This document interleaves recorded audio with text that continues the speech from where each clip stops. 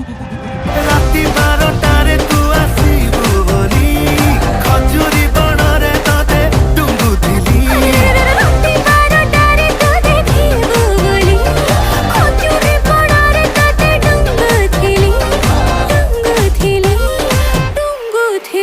जा।